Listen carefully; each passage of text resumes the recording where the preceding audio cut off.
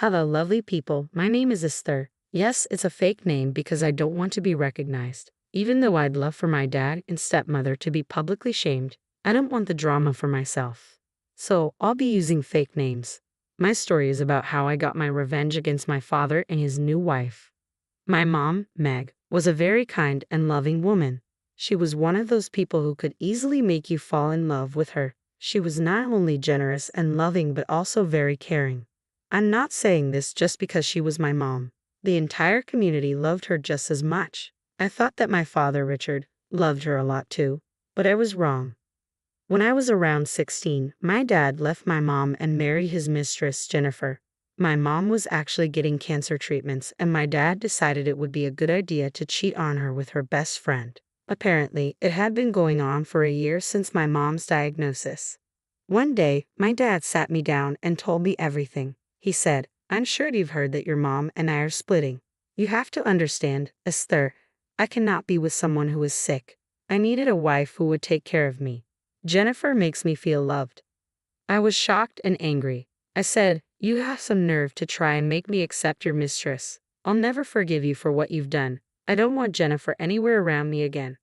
My dad replied, "That will be a big problem, Esther. I'm going to marry her in 6 months as soon as the divorce is finalized. You need to attend our wedding and support us. People will talk if you don't show up." He showed no remorse. The only reason he wanted me to accept his affair was so that people wouldn't look down on him. I can't begin to tell you how disgusted I was. My mom tried her best not to spoil my relationship with Dad. She explained that she wouldn't be alive for long, so I needed to stick with the only parent I would have in the future. It made me super sad to hear her say those things. It was true that her cancer got worse and she didn't have much time left. I needed my dad back then. I needed his support. Seeing my mom die in pain while my dad was celebrating his new family was horrible. Still, I tried to have a relationship with Dad. The saddest part is that Dad didn't care about me at all. It's like a switch went off and he just stopped thinking about me altogether. He focused all his attention on his new family and stepkids. I was always left as an afterthought. I was even made to sleep on the couch while his new kids had their own rooms. When I complained, Dad and Jennifer jumped on me. They said, "How can you be so selfish, Esther? This is all very new to my stepkids. They need their rooms to adjust. You can sleep on the couch for a few days. This is my house and I will decide who stays where." I replied, "Dad, first of all, this house belongs to Grandpa. He promised me that I would get my room. You promised him that too. That's why he let you stay here." Dad responded, "Look how entitled you are. This house will be Richard's eventually, and then it will be your step-siblings' property. You need to stop complaining and try to be good to them." I said, "Why should I be good to them when all they have done is torment me? Dad, you know that your wife and stepkids hate me. Still, you want me to be the one to adjust. How can you do this?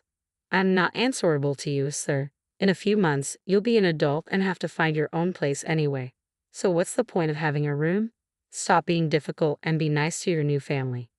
I was crushed by what Dad had said. It was clear he would kick me out once I turned 18, while his stepkids, who were well past 20, had their own rooms. The favoritism and double standards were heartbreaking for me. Things got worse when my mom died a few months before I turned 18. I was devastated, but Dad offered no support. It was Grandpa Peter who helped me with everything. He helped me arrange the funeral and started to be my guardian. He always said, "Your dad is an idiot, Esther. He has no idea how much he has wronged your mother. One day, he will realize and face the consequences of his actions." I have given up on him, Grandpa. He's busy with his new family now and plans to kick me out at 18. I don't even know what to think anymore. "Don't worry, Esther. As long as I am alive, I won't let you be without a guardian. You can depend on me for anything." So I went to Peter whenever I had a problem.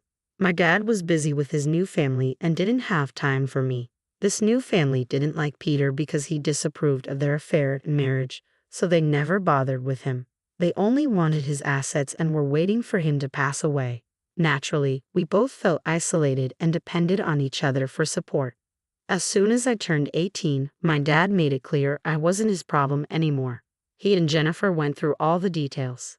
"So who turned 18 today?" "Esther, from now on, you are on your own. As an adult, you need to manage your expenses. We won't let you live in this house for free. You even need to pay us rent and utilities or get a different place."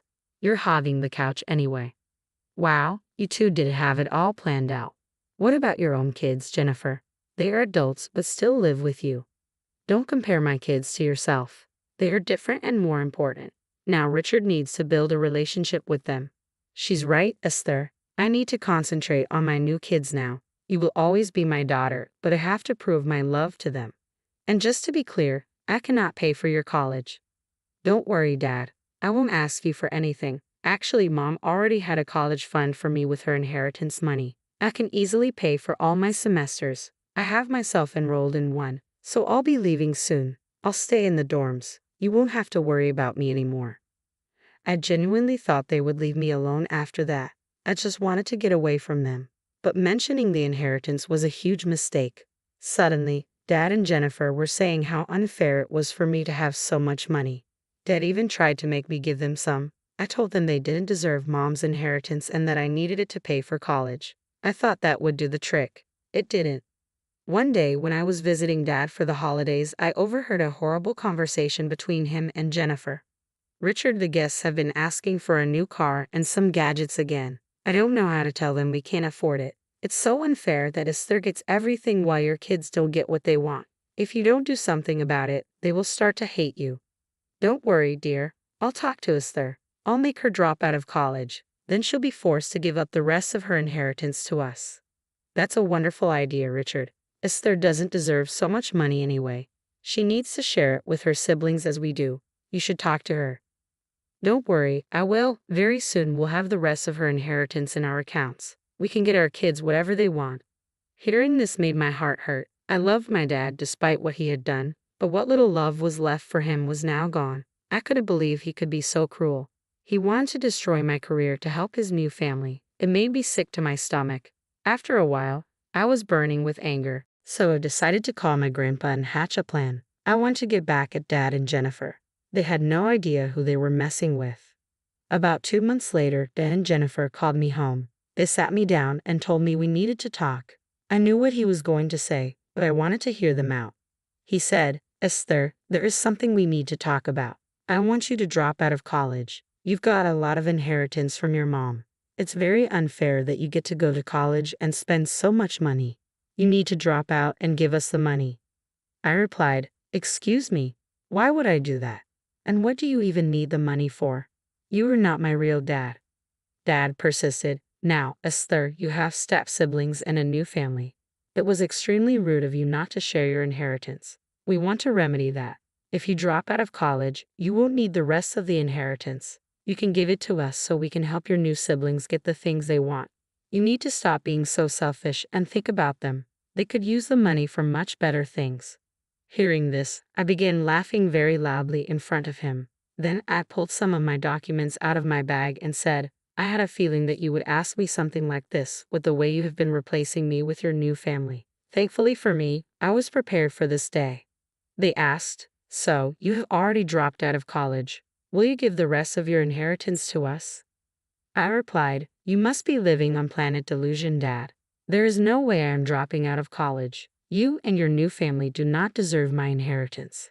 How dare you say that to us? Me and my kids are also your family. We deserve whatever inheritance you get from others. Families share, so you need to give us the money right now. What family, Jennifer? You and your kids have never made me feel like family. My mom was betrayed by the two of you. You and Dad mean nothing to me, and neither do your kids. So, I will not be dropping out and giving you any money. You cannot insult us in our own home, Esther. You need to apologize to us right now. I'm very close to kicking you out of the house. Don't test my patience. I'm glad you brought up the topic of kicking out people from the house. Well, I guess I have some surprises for you too. Here, why don't you read this? I gave them the papers and let them read what was written on it. Their faces went paler with every word they read. By the time they had stopped reading, both Dad and Jennifer were in disbelief. Dad started to shake from what he had read in the documents. Where did you get these documents? This can't be true. This is impossible. Yes, this is true, Dad. Grandpa has signed over the ownership of the house to me. He had this plan all along. When I told him about the way you and your new family are treating me, he put my name on the house. No, no, no, that's impossible. This house belongs to us, not you. Peter cannot give the house to you. Dad promised me the house ever since I was young. He cannot give it away to you. It should belong to me. I'll make him give the house to me. Yes, abandon his other grandkids. Peter can't abandon his son, his wife. Talking to Grandpa won't be of any help. The house has already been transferred to my name. It's not his property anymore.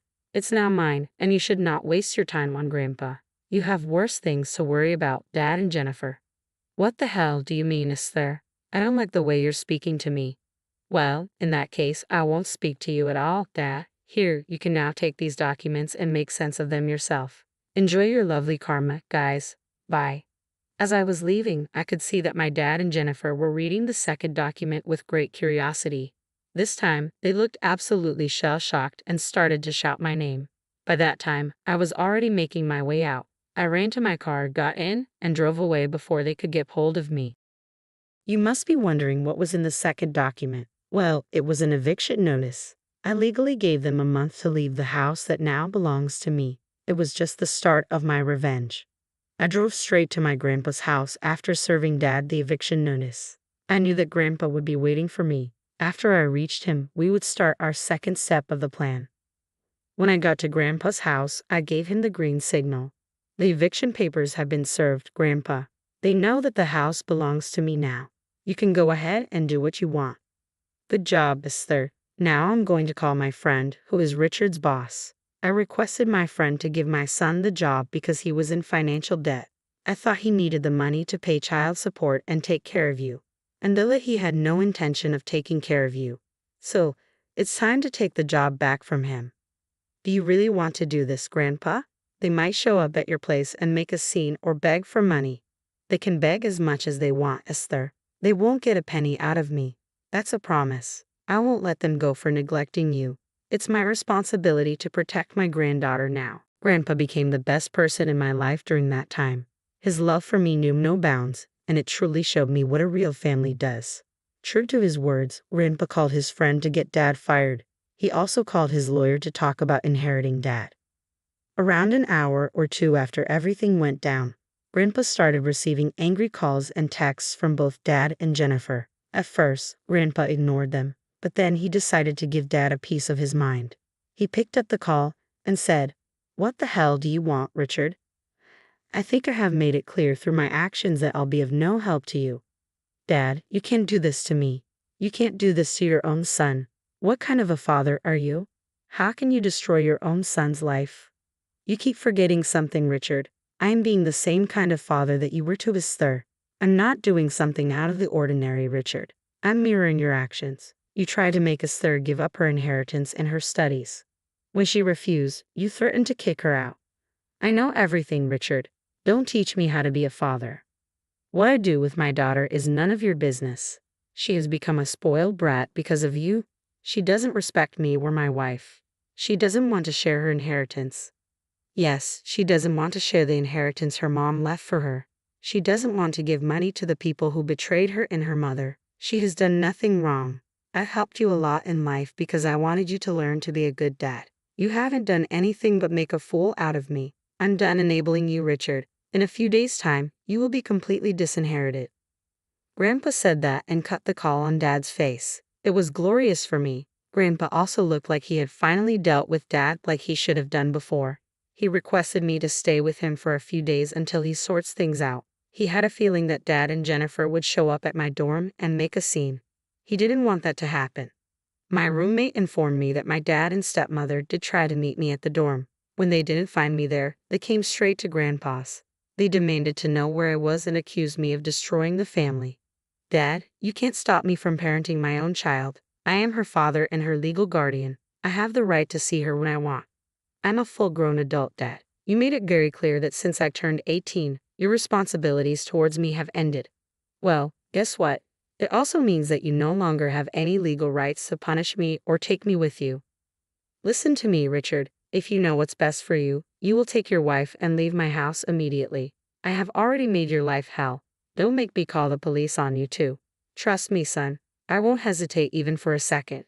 That was enough to make Dad leave me and Grandpa alone. Jennifer tried to cause a fuss, but Dad dragged her away. After this incident, there were a few days of radio silence from them. However, when their eviction date came near, the tears and begging restarted on their own. They came back to the house to beg us to let them stay. Apparently, they had no savings and no means to rent a place. Their kids refused to get jobs to help them out and also refused to move out, despite being well over 20. Grandpa and I didn't pay any attention to them. When the eviction period was over, Dad and his new family had to leave my home. Dad showed up at our doorstep with his bags. He said that Jennifer had decided to file for divorce since he couldn't provide for her anymore. Dad broke down in tears and begged us to give him another chance. But it was too late for him. I told him that I wanted nothing to do with him. The last I heard, Dad is currently crashing on a friend's couch and trying to find a new job. His last removal from the job didn't look good on his CV, so people were rejecting his application left and right.